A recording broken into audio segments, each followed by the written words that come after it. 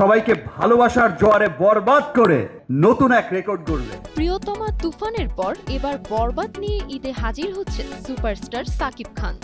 প্রথম দুটি ছবি ঈদের বাজারে রীতিমতো ঝড় তুলেছিল। এবারও বক্স অফিসে ঝড় তুলে আগের রেকর্ড ভেঙে দিবেন বলে আশাবাদী ভক্তরা। গেল ১.৫ দশক ধরেই ঈদের ছবি মানেই সাকিব খান, এবারও তার ব্যতিক্রম হচ্ছে না। নতুন পরিচালক মেহেদী হাসান হৃদয়ের বরবাদ নিয়ে হাজির হবেন সাকিব খান। সঙ্গে আছেন প্রিয়তমা খ্যাত কলকাতার ইথিকা পাল।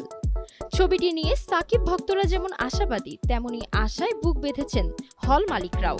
এরই মধ্যে মুভিটির প্রকাশিত টিজার নিয়ে চলছে নানা আলোচনা। রোজার ঈদে সাকিবের বরবাদ ছাড়াও মুক্তি পেতে পারে আরও বেশ কয়েকটি ছবি। গেল বছর থেকেই প্রস্তুত এম রাহিমের জঙ্গলি রোজার ঈদে মুক্তি পাবে বলে জানা গেছে।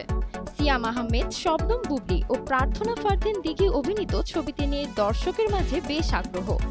এরই মধ্যে শুরু হয়েছে ছবিটির প্রচারণা। দেশের অন্যতম ওটিটি প্ল্যাটফর্ম চরকি ও আলফা এর সঙ্গে ভারতের এসবিএফ মিলে নির্মাণ করেছে দাগি। শিহাব শাহিনের ছবি দিয়ে দ্বিতীয়বার বড় পর্দায় আফরান নিশো, সঙ্গে আছেন তমা মির্জা, সুনেরা বিনতে কামালও। এদিকে জাজ মাল্টিমিডিয়া প্রযোজিত জিন 3 আসবে রোজার ঈদে।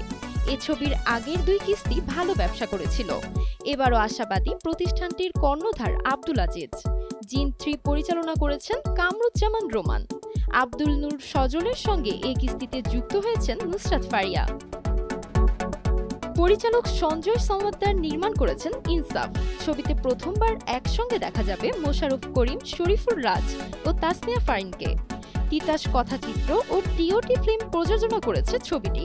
15 মার্চের মধ্যে সব কাজ সম্পূর্ণ হবে। এর মধ্যে সামাজিক যোগাযোগ মাধ্যমে প্রচারণাও চালাচ্ছেন ছবির টিম। তাহিয়া তাজ, এনটিভি অনলাইন।